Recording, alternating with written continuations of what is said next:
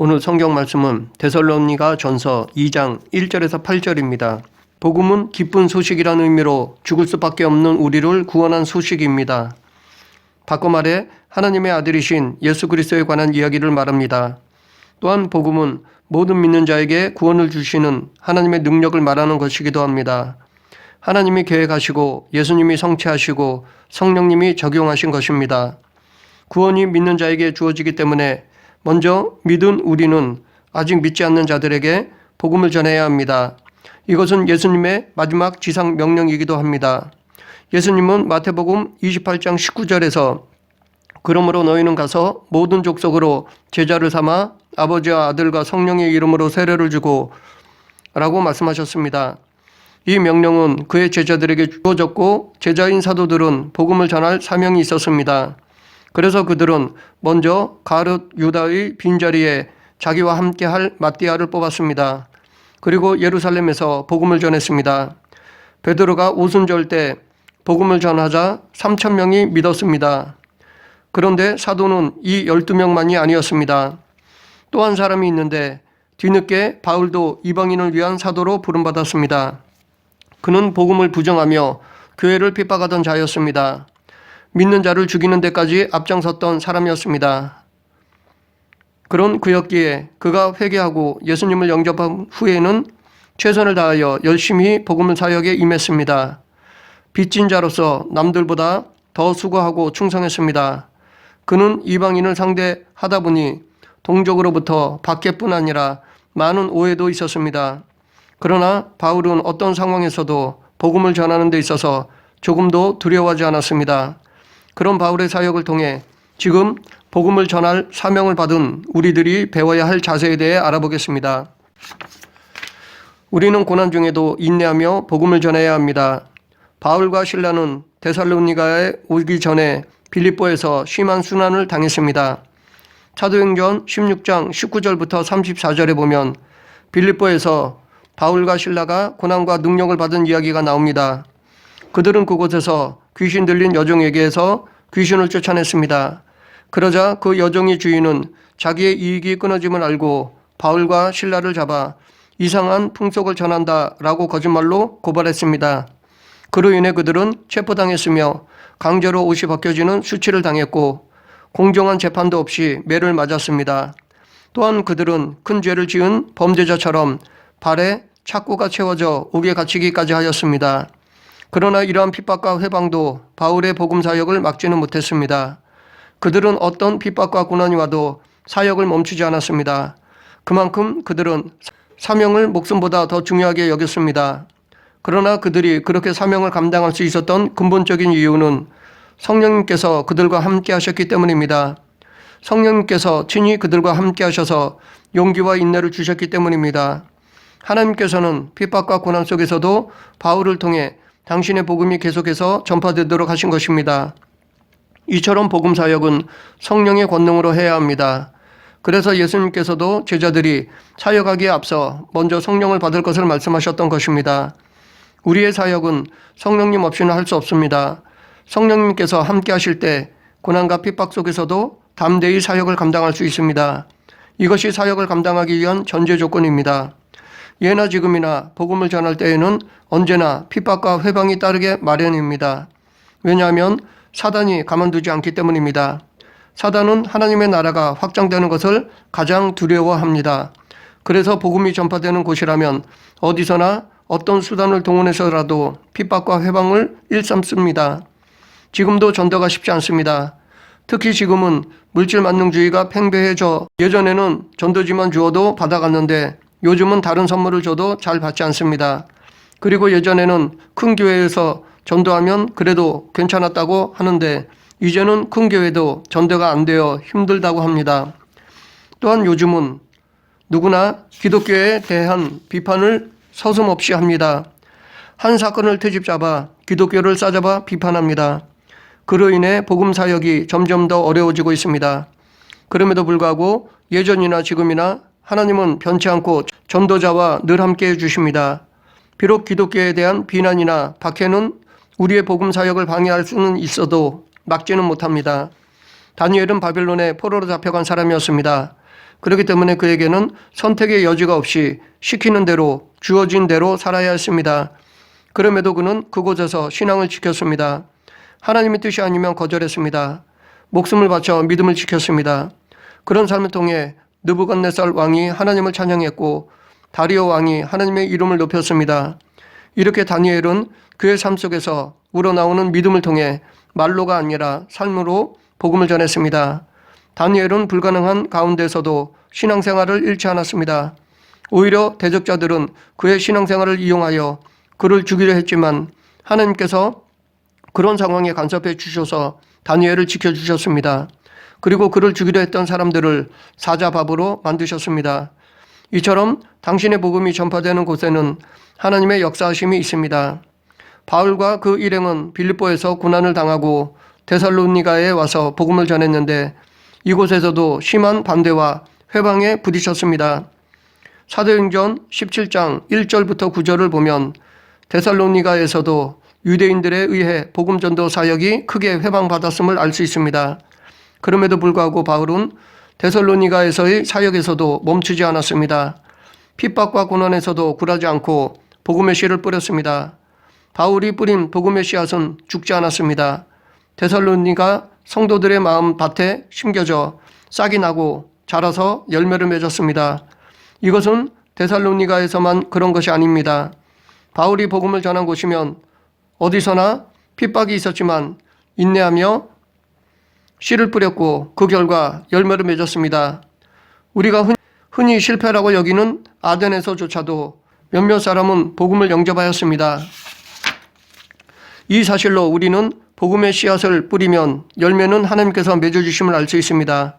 그래서 고린도 교회에 분열이 생겼을 때 바울은 나는 심었고 아볼로는 물을 주었으되 오직 하나님께서 자라나게 하셨나니 라고 말했던 것입니다. 또한 하나님의 말씀에는 그 자체의 생명력이 있고 운동력이 있음을 알 수 있습니다.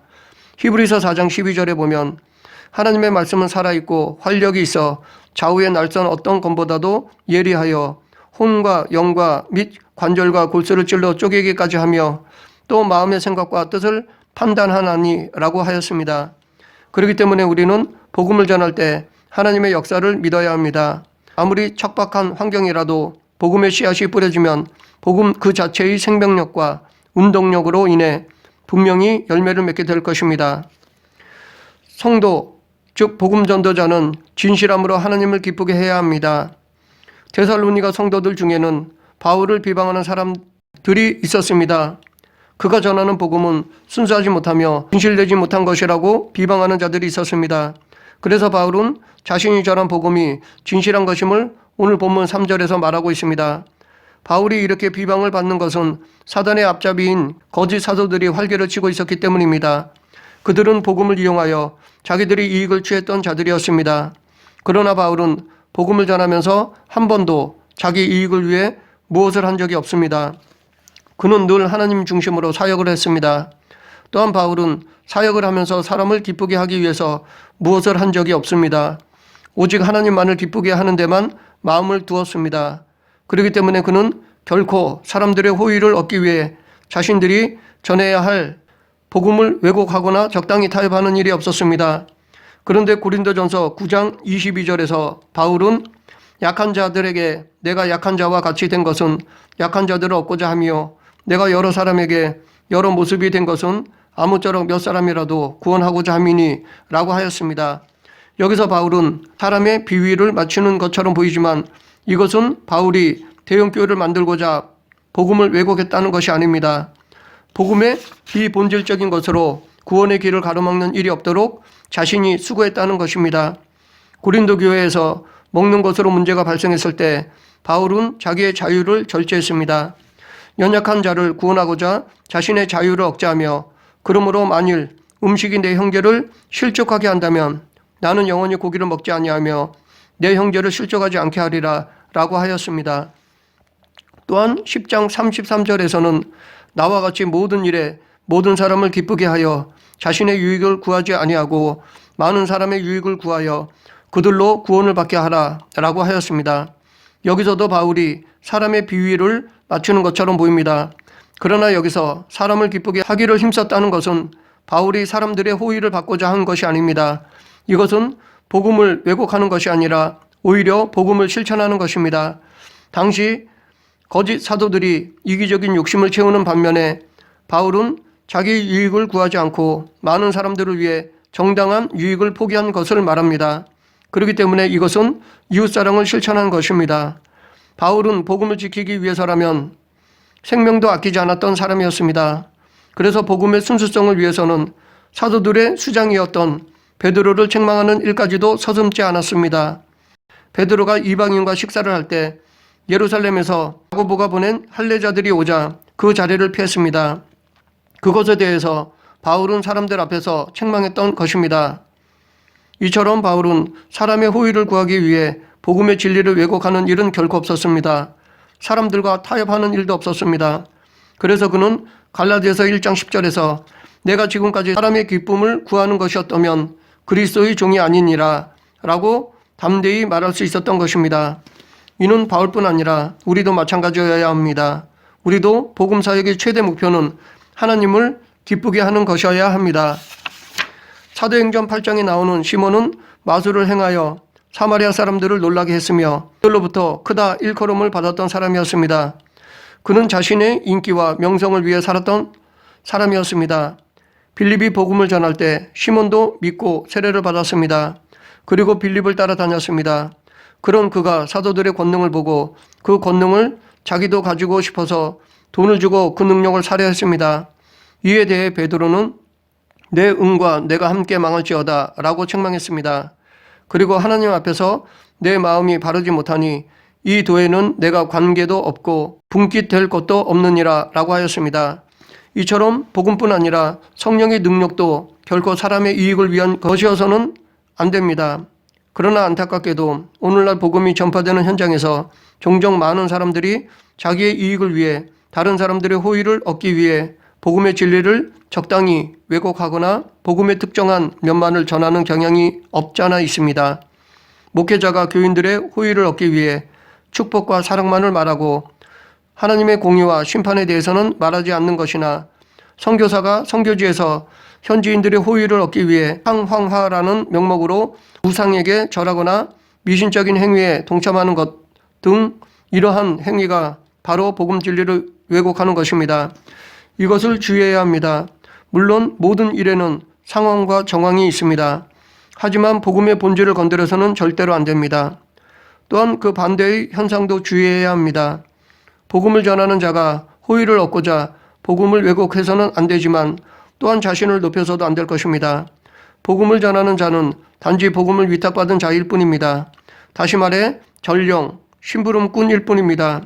그렇기 때문에 그가 전하는 말은 하나님의 말씀으로 받되 전하는 자를 하나님처럼 높여서는 안 될 것입니다. 그런데 잘못된 교회나 이단은 말씀을 전하는 자를 신격화하여 높이는 경향이 있습니다. 목회자는 하나님의 말씀을 전하는 전령일 뿐입니다. 절대 사람 자체를 신격화해서는 안 됩니다. 이러한 행위는 하나님의 복음을 맡은 자로서 결코 합당한 자세가 아닐 뿐만 아니라 범죄 행위입니다. 이런 죄를 범하지 않기 위해서는 우리는 늘 하나님 앞에 서 있다는 것을 잊어서는 안 될 것입니다. 성도, 즉 복음을 전하는 자는 자기의 권리를 주장하기보다는 아낌없이 섬겨야 합니다. 바울은 데살로니가 성도들에게 사도로서 자기의 권위를 내세우지 않았습니다.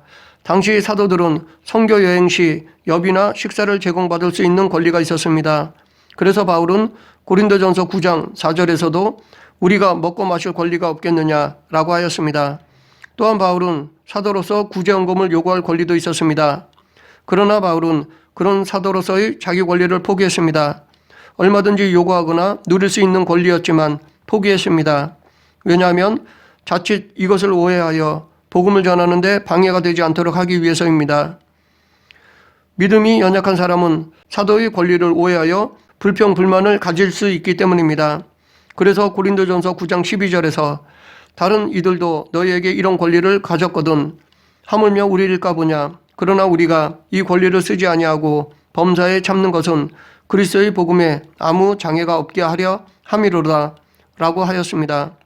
그런데 이런 권리 포기는 예수님이 먼저 본을 보이셨습니다. 예수님은 오직 하나님의 뜻을 이루기 위해서 당신의 모든 권리를 포기하셨습니다.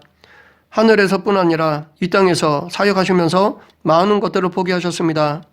병을 고치고 대가를 받을 권리, 가르침을 주고 높임을 받을 권리, 많은 사람들이 왕으로 세우려 할 때 충분히 세움을 받을 권리가 있었음에도 불구하고 예수님은 당신의 권리를 포기하셨습니다. 오직 하나님의 뜻을 이루기 위해서였습니다. 이처럼 예수님과 바울은 복음을 위해 손해도 감수했습니다. 그런데 권리 포기가 쉽지 않습니다. 이것은 마땅한 것이기 때문에 이 권리를 누리는 데 있어서 조금도 미안해하거나 부담스러워 할 필요가 없습니다. 그럼에도 불구하고 권리를 포기하면, 예전에는 좋은 것을 마땅히 누릴 권리를 포기하면 사람들이 대단하게 보고 칭찬하며 존경했는데 지금은 자기 것도 제대로 찾아 먹지 못한다고 바보 취급합니다. 그래서 이제는 수단과 방법이 잘못되었다 하더라도 많이 찾아 먹는 사람이 더 부러워하고 실력자로 보기도 합니다. 하지만 이것은 잘못된 것입니다. 세상 풍속이 점점 악으로 물들어 간다는 것을 보여주는 한 단면이라 할 수 있습니다. 우리는 이런 세태에 휩쓸려 가서는 안 될 것입니다. 바울은 자기의 권리를 포기하면서까지 데살로니가 성도들을 위한 것을 마치 유모가 자기 자녀를 돌보는 것과 같다고 말합니다. 그처럼 바울은 데살로니가에 있는 성도들을 위해 수고와 사랑을 아끼지 않았습니다. 연약하고 미성숙한 데살로니가 성도들을 위해 마음을 다해 섬겼습니다. 한마디로 그는 사랑으로 복음 사역을 감당했습니다. 참고로 사랑은 헬라어로 4가지가 있습니다. 첫째는 아가페입니다. 이것은 하나님이 인간을 사랑하는 사랑을 말합니다. 둘째는 스톨게입니다. 이것은 가족, 혈육 간의 사랑, 자녀에 대한 부모의 사랑을 말합니다. 셋째, 필레오. 이것은 친구 간의 우정을 말합니다. 넷째는 에로스. 이것은 남녀 간의 사랑을 말합니다. 여기서 바울이 데살로니가 성도들을 위한 자기의 사랑을 두 번째인 스톨게로 비유했습니다. 이 스톨게의 사랑은 인간의 의지로 연결된 것이 아닙니다. 인간이 할 수 있는 3가지 사랑 중에 인간의 의지대로 대상을 정하지 못하는 것이 바로 이 스톨게입니다. 이 스톨게 사랑은 하나님께서 정해주신 것입니다. 바울은 자신이 데살로니가 성도들을 사랑하는 것이 자기의 임의로 정한 것이 아니라 하나님께서 정해주신 것이라고 말합니다. 그만큼 바울은 자기의 복음 사역의 대상을 자기의 의지로 선택한 것이 아니라 하나님께서 붙여준 사람으로 생각하고 목숨을 바쳐 섬겼습니다. 다시 말해 자신의 데살로니가에서의 사역을 하나님께서 주신 필연적인 사명으로 여겼습니다.